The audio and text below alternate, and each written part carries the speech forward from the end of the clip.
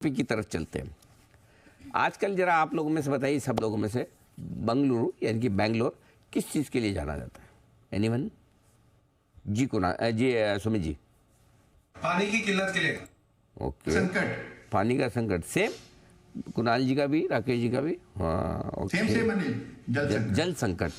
तो ये क्या जल संकट है और बंगलुरु में इतना मुश्किल मामला क्यों चल रहा है? इसका क्या असर बिजनेसेस पर पड़ सकता है, ये समझना जरूरी है। तो कुछ इंटरेस्टिंग डेवलपमेंट है, उसकी डिटेल्स लेकर नूपुर हमारे साथ जुड़ रही है। नूपुर बताइए। बिल्कुल सर, बैंगलोर आईटी हब है, तो सबसे पहले तो आईटी इंडस्ट्री पे यहाँ पे इम्पैक्ट आता है, साथ ही साथ कंस्ट्रक्शन और रियल एस्टेट पे भी यहाँ पे इम्पैक्ट देखने को मिल सकता है।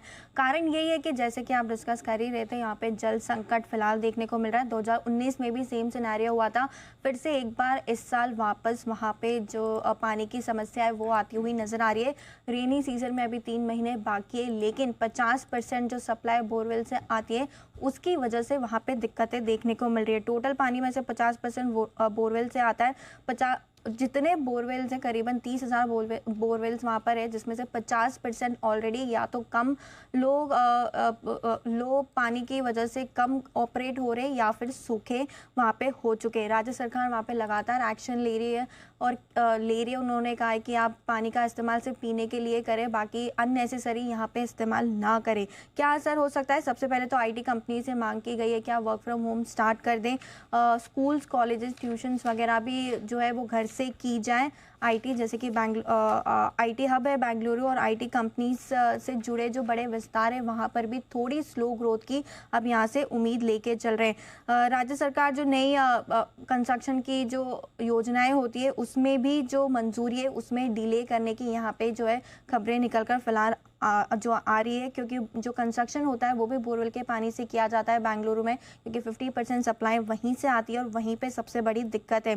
2019 में जब हुआ था ये कंसर्न, तब नए लॉन्चेस है वो सडनली स्लो डाउन होते हुए दिखे थे और पूरा साल ये कंसर्न जो था वो बना हुआ था। एक पोल वहाँ पे किया गया बैंगलोर की पब्लिक से, जहाँ पे 61% लोगों ने ये कहा है कि वो दूसरे सिटी में अब निवेश के ऑप्शन ढूंढ रहे हैं, चाहे वो प्रॉपर्टी के हो, रियल एस्टेट को लेकर हो।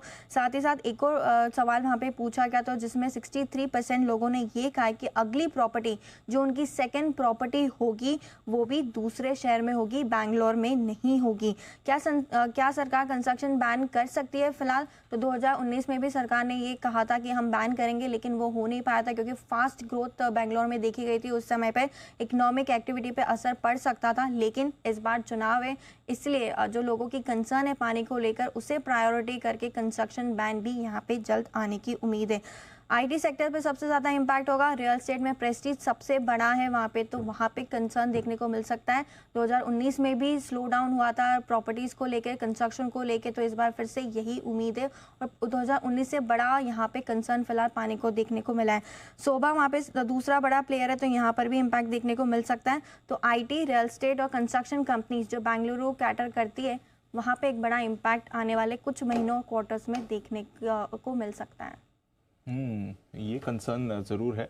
आईटी और real estate specially home development, home construction, यहाँ पर जो काउंटर्स हैं वहाँ पर भी एक दबाव आ सकता है। धर्मेश जी, कहाँ इम्पैक्ट ज़्यादा दिख रहा है सर, आईटी या रियल एस्टेट? क्योंकि सबसे हॉट प्रॉपर्टी मार्केट है, at least one of the hottest property markets था बेंगलुरु भी।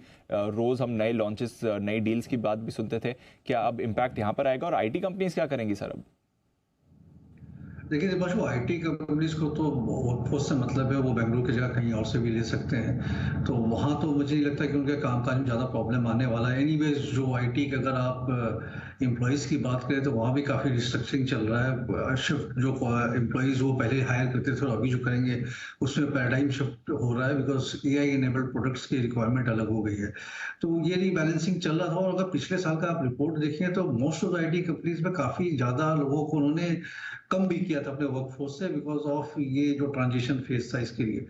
तो आईटी कंपनीज में तो मुझे नहीं लगता कि इससे कोई फर्क पड़ने वाला, बट रियल एस्टेट जो काफी हॉट हब है बेंगलोर में, स्पेशली जो आपका 25 लाख से लेकर के 40-50 लाख के बीच में जो फ्लैट की जो प्राइसिंग रेंज में जो फ्लैट्स बिकते थे वो बढ़ गया था, प्रीमियम भी चला था, 70-75 लाख तक भी पहुंच रहा था। वहां पर जरूर एक इम्पैक्ट आएगा। तो मुझे लगता है कि थोड़ा बेंगलोर में भी slow down, because of IT recruitment कम हो रहे हैं, रिक्रूटमेंट का रेंज और शिफ्टिंग चल रहा है। सेकंड इज इस तरीके का प्रॉब्लम से लोगों को थोड़ा तो प्रॉब्लम आता ही है रियल एस्टेट में। इसमें आई मीन प्रॉपर्टी आप नहीं बाई करना चाहेंगे, अगर आपको जॉब के लिए रहना ही है तो शायद आप रेंटेड एकोमोडेशन लेके रहना चाहेंगे rather than buying a property. ये स्ट्रक्चरल प्रॉब्लम है आपका इसलिए। चलिए यहाँ पर रखिए नज़र। बट आज Bangalore based real estate stocks कमज़ोर हैं। कल तो खैर काफ़ी गिरावट हुई थी, आज थोड़ा संभलने की भी कोशिश कर रहे हैं। ओपनिंग कमज़ोर हुई थी, अब थोड़ा संभलने की। वो मार्केट के मूड माहौल के हिसाब से थोड़े रिकवर होते हुए दिख रहे हैं। कल रियल एस्टेट इंडेक्स भी ऐसे देखा जाए तो ऊपर से अच्छा खासा करेक्ट हो भी चुका है, जी, तो इसलिए रिकवरी आती हुई दिख रही है।